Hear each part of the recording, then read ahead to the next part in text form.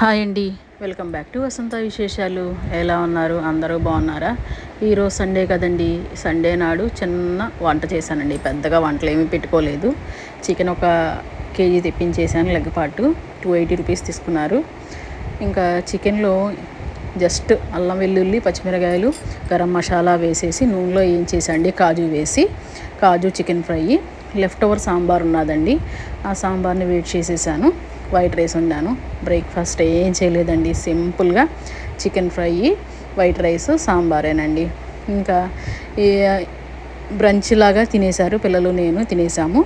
ఇంకా అమెజాన్ ప్రైమ్లో వదంతి అనే web series ఉంటే సూర్యది బాగుందని అది చూస్తూ ఉన్నాను అనమాట. మీరు ఎలా సండే గడుపుదాం అనుకుంటున్నారు? కామెంట్ చేయండి.